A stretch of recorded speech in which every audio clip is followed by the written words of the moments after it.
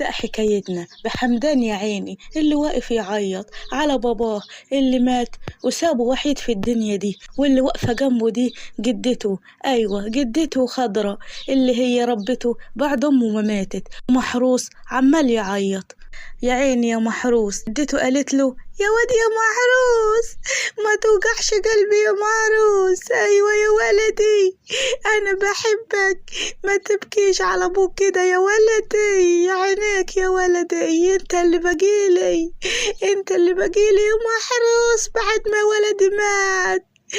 يا ولدي يا جدتي أبويا مات يا جدتي، أيوة أنا بقيت يتيم الأب والأم يا جدتي. خلاص يا ولدي خلاص ما تقطعش قلبي كفاية كده، روح عنده الرجالة عشان يروح يدفنوا أبوك. حاضر يا جدتي حروح أنادي على الرجالة علشان يدفنوا أبوي. يا أبوي وجعت قلبي يا أبوي. وعدت الأيام ما ورثش غير 3 غنمات، أيوة، وكل يوم محروس بيجيب لهم أكل من الغيط، ومحروس هو بيأكل المعيز قاعد تحت الشجرة. جات عنده فهيمة. أيوة يا محروس عامل ايه يا محروس؟ أيوة يا بنت يا فهيمة يلا يا بنت امشي من هنا. لا مش حمشي يا محروس أنا حقعد جنبك شوية. لا يا بنت امشي، ايه عايز تجيبيلي تهمة؟ يقولوا محروس ما خد البت فهيمة الهبلة فقعد بيها في الغيط، عايز تجيبيلي تهمة؟ أيوة أنا عارفك عشان أتجوزك مش كده يا بنت يا فهيمة؟ أنا مش رح أتجوزك. أيوة. لا يا محروس أنا بحبك يا محروس قوي والله بحبك، انت ليه ما بتحبنيش يا محروس؟ امشي يا بنت من هنا، عايز تجيبيلي تهمة انتي؟ خلاص يا محروس خلاص أنا حروح أمشي وأروح، بس بقول لك أنا مش حتنازل عنك خالص. أيوة أنا بحبك ومش حتجوز غيرك، أيوة مش حتجوز غيرك في البلد دي كلها مش حتجوز غيرك. أنت عارفة مش حتتجوز غيري ليه يا بيت؟ عشان ما حدش راضي يبص في وشك العكر. قلت إيه بقى؟ إن الواد محروس غلبان. أيوة محروس غلبان وحروح ألف عليه يتيم الأب والأم وغني عنده 3 معزات. ايه اللي بتقوله ده يا محروس؟ احنا بنحب بعضينا واحنا صغيرين يا محروس، وانت ايه يعني غنماتك دول؟ يعني انت بال3 غنمات دول انك انت غني؟ يا شيخ روح يا شيخ روح والله ما بص بوجهك، انا خلاص زعلانة منك يا محروس. وسابته فهيمة ومشيت. غور يا بت غور يا بت الهبلة، أنا أتجوز شغيرك وما قعدت شغيرك في البلد عشان نتجوزنا. وعدت الأيام ومحروس أخذ الغنمات وراح بيهم البيت. يا جدة. أيوة يا محروس تعالى يا ولدي، محضرة لنا أكل إيه النهاردة يا جدتي؟ عاملة لك عيش ناشف وحباية لبن كده، أنا مستني الغنمات يجوا عشان أحلبهم وأحط لك لبن كده على العيش الناشف ده يا ولدي. عيش ناشف ايه يا جدتي؟ انا قاعد من الصبح في الغيط ولما ارجع تقولي لي عيش ناشف؟ اعمل ايه يا ولدي ما فيش اكل وانت عارف انا لسه ما قبضتش المعاش. ايوه يا محروس انا ما قبضتش المعاش. هو النهارده كام في الشهر يا محروس؟ ما سألتيني السؤال ده في الصبح يا جدتي وقلت لك لسه ما جاش واحد في الشهر عشان تروحوا تقبضي. خلاص لما يجي واحد قل لي يا محروس علشان اروح اقبض المعاش واجيب لك حاجة حلوة معايا يا محروس، انا بحبك ماليش في الدنيا غيرك انا يا محروس. حاضر يا جدتي حاضر لما يجي واحد في الشهر لا هقول لك. طب انا جعان دلوقتي يا جدتي. خلاص يا محروس حروح احلب المعزات وارجع لك. ماشي ماشي يا جدتي بس ما تطوليش انا جعان. حاضر يا محروس. ومشيت جدة محروس يا عيني نام على الكنبة من التعب، ما استناش جدته تحضر له العشاء. ولما رجعت جدته بالعشاء يا ود يا محروس نمت انت ولا يا محروس؟ قوم يا ولا قوم يا ود انا عملت لك العيش الناشف باللبن يا ولا. ها ايوه يا جدتي ايوه انا جعان والله انا جعان، انا نمت من الجوع. معلش يا ولدي، بكرة اقبض المعاش حجيب لك كل اللي نفسك فيه يا محروس، ما تخافش يا ولدي، أنا ملياش في الدنيا دي غيرك يا محروس. يلا يا ولدي يتعشى وخش نام عشان من الصبح بدري تروح تأكل المعزات، المعيز جعانة يا ولدي. حاضر يا جدتي، حاضر أنا هدخل أنام. وبعد ما تعشى محروس دخل نام. وفي بيت فهيمة، يا بوي. أيوة يا فهيمة، عاوزة إيه؟ يا بوي عاوزة أتجوز أنا، هي قاعدة تطولت في البيت. طب أنا أعمل لك إيه يا فهيمة؟ ما حدش راضي يا بنتي يجي يتقدم لك، ما تشوف لي عريس يا بوي، حتى الواد محروس مش راضي يتجوزني، مع إنه أنا بحبه يا بوي من قلبي. اختشي يا بت، عيب اللي أنت بتقوليه ده، تحبيه إيه؟ أي عريس حيجي هحدفك ليه ونخلص منك. ليه يا ابوي كده؟ ليه ده انا بحبه محروس، والله بحبه، بس هو مش راضي يتجوزني. يتجوزك ازاي؟ هو مش معاه فلوس، ما حلتوش غير 3 معزات يروح ياجي بيهم يا بوي. انا بفكر يا بوي اخط له سم لل3 معزات، ايوه، علشان يروح يسافر القاهرة، وبعد ما يسافر القاهرة يتجوزني. حاضر يا بنتي، روحي اعملي تعمليه يا فهيمة يا هبلة، والله صدق اللي قال عليك هبلة. روحي يا بت من وشي، روحي أكل الجاموسة يلا.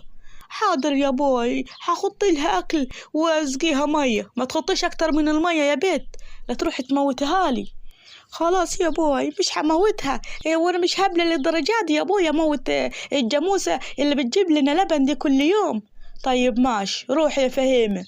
يا بت يا فهيمة يا بيت. ايوه يما، عاوزة ايه؟ بقولك قولي يما. روحي عند العطار جيبلنا الطلبات دول وتعالي بسرعة. ما انا حاكل الجاموسة يما. لا ما تاكليش الجاموسة، روحي وتعالي عشان معانا خبيز النهاردة يا بيت. حاضر يما، حاضر، حروح عند العطار وارجع. حاضر. ايوه انا عارفاكي دايرة تلف وتدوري على الواد محروس، لما يجي أبوكي حقول له على اللي انت بتعمليه يا فهيمة. يما اخرسي، عايزة تجرسينا في البلد يا بيت، ما لقيتش غير محروس اللي ما محلتوش غير ال3 معزات لا يبقى وراه عشان يتجوزك. خلاص يما هو مش هيتجوزني. طب خلاص غوري يلا، وإياك تكلميه إن شفتيه في الطريق يا بيت. حاضر يما مش حكلمه خالص، حروح عند العطار وارجع بسرعة. يلا طب يا بيت. وراحت فهيمة عند العطار واشترت الطلبات، وهي راجعة وشافت محروس بال3 معزات بتوعه. يا محروس ازيك يا محروس، عامل ايه؟ ايوه يا فهيمة، عاوزة ايه؟ عايزة اقول لك انك انت مش حتتجوزني، انا عارفة لان عرفتي ان انا مش حتجوزك. خلاص يا محروس انا مش عايزة اتجوزك كمان، خلاص انا حمشي يا محروس، مش حشوف وشي تاني، مع اننا والله بحبك يا محروس، حقعد خدامة ليك ولغنماتك. ما بقول لك يا محروس، قولي يا بت عاوزة ايه، خلصين انا مش فاضي. بقول لك يا محروس انت بص، انا عارفة انك انت مش معاك فلوس تتجوزني، انا جات لي فكرة، انت تاخد المعزات وتروح تبيعهم في السوق، ايوه، وتروح تشتري لك تذكرة قطر وتروح تشتغل في مصر، ايوه، تروح القاهرة يا محروس وانا سافر معاك ونشتغل اي حاجة في القاهرة انا وانت ونتجوز وحياتنا تبقى فل كده في القاهرة، الشغل كتير قوي يا ولد هناك. ايه اللي بتقوليه ده؟ انت مجنونة يا بنت يا فهيمة يا هبلة؟ انا اسيب جدتي واسيب معزاتي اللي انا وارثهم من ابوي واروح اشتغل في القاهرة؟ وجدتي دي مين يراعيلها ومين يحرسها؟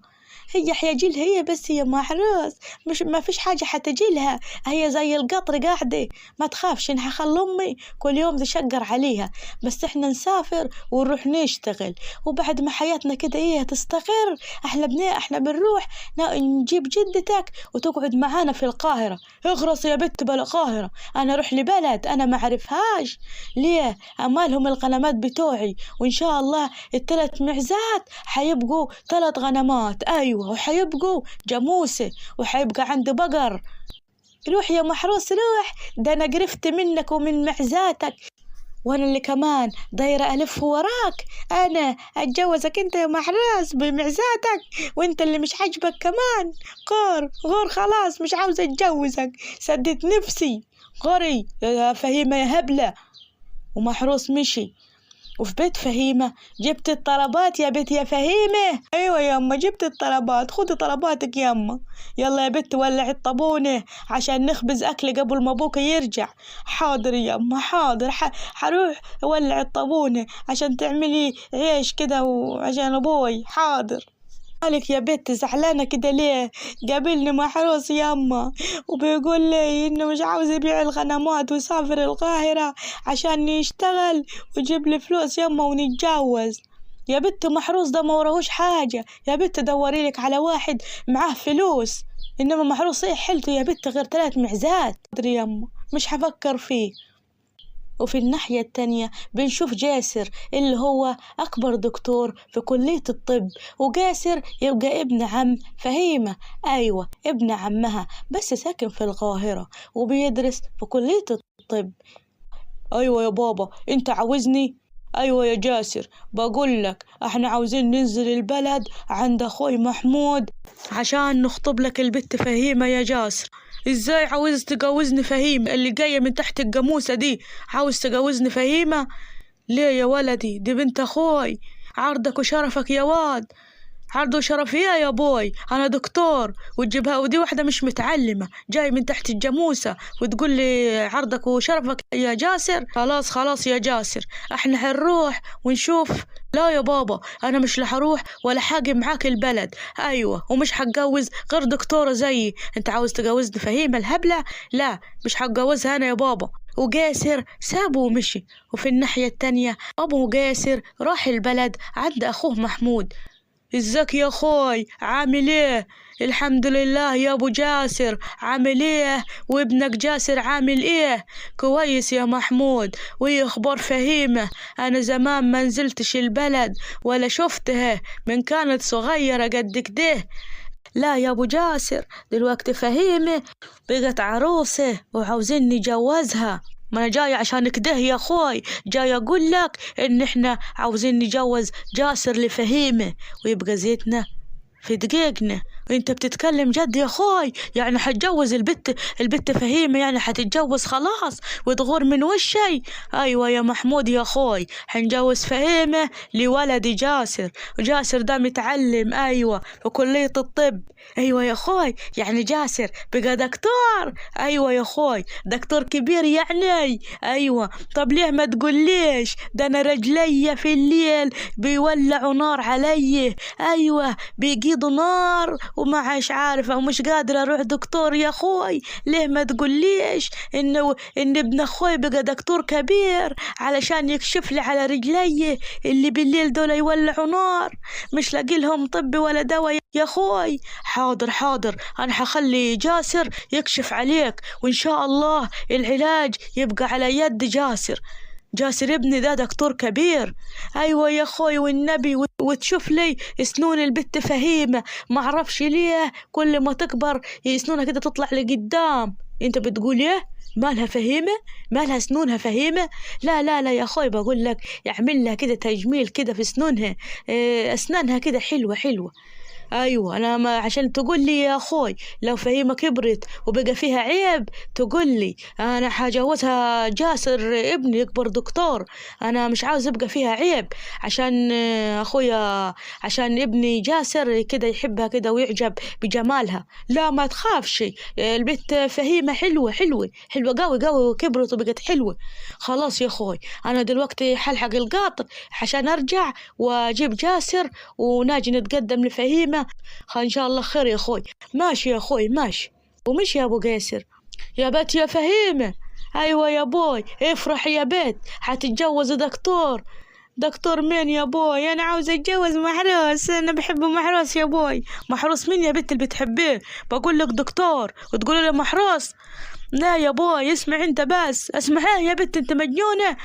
ما انا حموت غنمات محروس يا بوي عشان يسافر. ايوه يسافر القاهرة ويشتغل ويجيب لنا فلوس كده ونتجوز انا وهو. اخرس يا بنت بقول لك دكتور دكتور انت ما تفهميش. خلاص يا بوي جوزني دكتور، هو انا لاقيه؟ خلاص هو حتى محروس مش عاوز ابص في وشي يا بوي، خلاص جوزني الدكتور اللي انت جايبهولي. طب هو مين الدكتور ده يا بوي؟ هو انت صبر عليا يا بنت عشان اقول لك مين هو الدكتور ده الدكتور جاسر ابن عمك.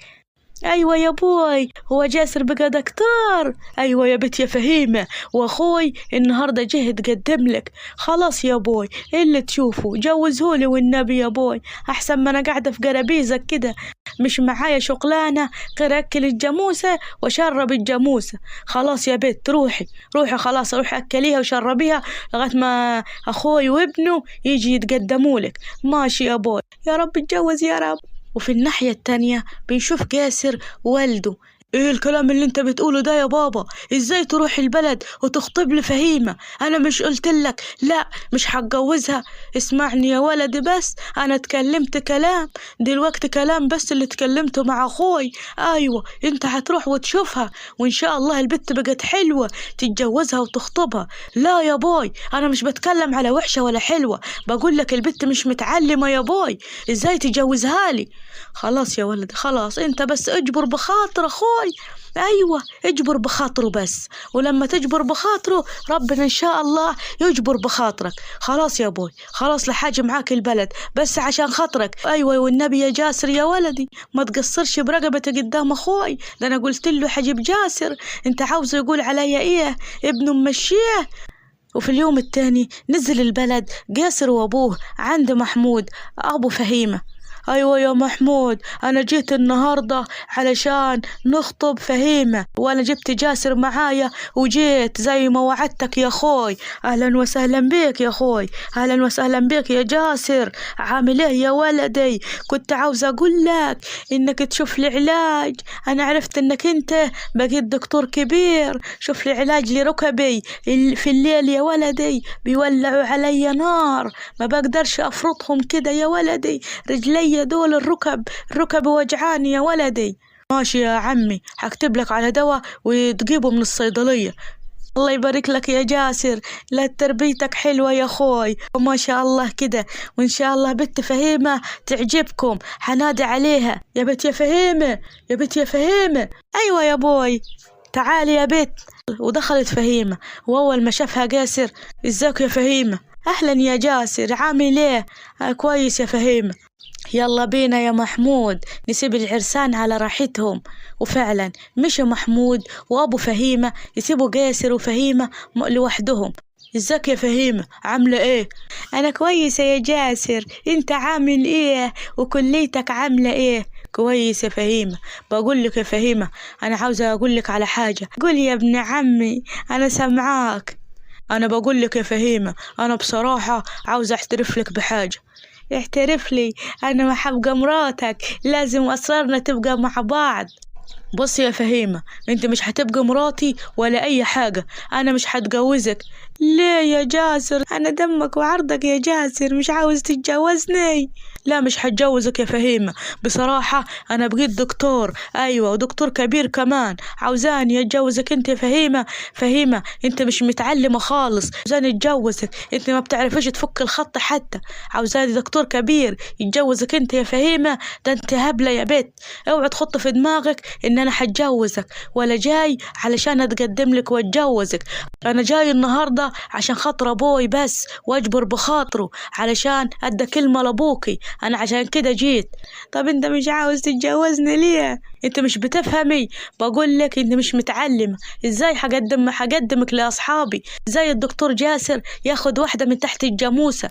ده مش بإيدي يا جاسر، ده مش بإيدي، أبويا معلمنيش ولا وداني مدارس، أنا مخي شاطر قوي يا جاسر والله، لو أنت علمتني أنا أبقى دكتورة بكرة والله، لو أنا تعلمت أبقى دكتور. جوزني يا جاسر وخليني أكمل تعليمي. أنت بتقولي إيه؟ تكملي تعليمك إيه؟ أنا مش فاضي أصلا للعب العيال ده، وأنا مش هتجوزك بصراحة. أنا بحب واحدة معايا في الكلية، أيوة حبقى دكتورة، هي دكتورة وحتجوزها. انت بصراحة ما تنفعيش، شوفي لك واحد زيك يا فهيمة. أنا قلت له يا بوي ما فيش دكتور حيرضى يبص في وشي، ازاي جاسر ابن عم الدكتور يبص في وش فهيمة الغلبانة، فهيمة اللي ما تعلمتش ودلوقتي بتعايرني وتقول لي أنا جاية من تحت الجاموسة. الجاموسة مالها الجاموسة؟ ده الجاموسة بتجيب لك اللبن اللي بتطفحه كل يوم. خلاص ما تزعليش انت بنت عمي، والجواز نصيب يا بنت عمي، حتجوز الدكتورة اللي انت بتحبها. مالك يا بنت يا فهيمة؟ ما فيش يا بوي، ده جاسر مش عاوز يتجوزني.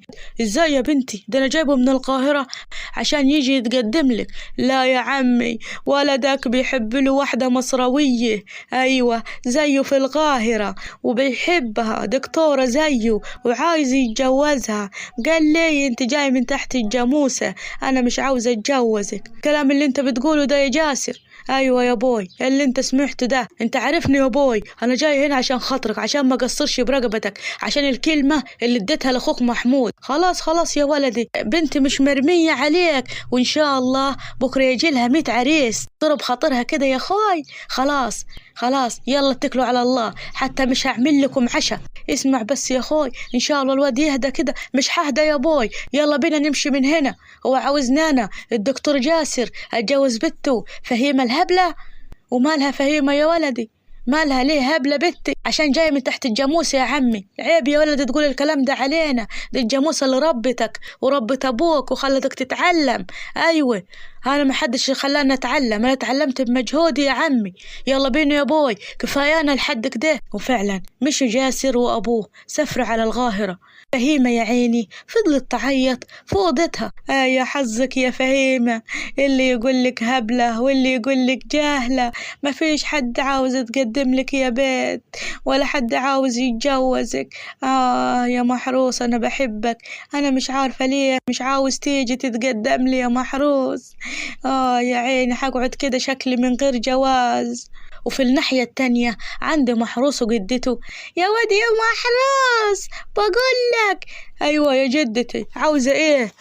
بقولك أنا حروح أقبض المعاش، وعارفاك يا واد يا محروس عاوز تتجوز البنت فهيمة.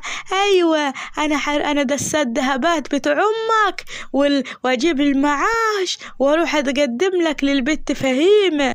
صحيح يا جدتي؟ أيوة يا واد يا محروس. وفي الأوضة دي يا ولدي نجيب فهيمة، أيوة تعيش معاني، خلي بالها من المعزات الثلاثة وتأكلهم وتخليهم حلوين كده.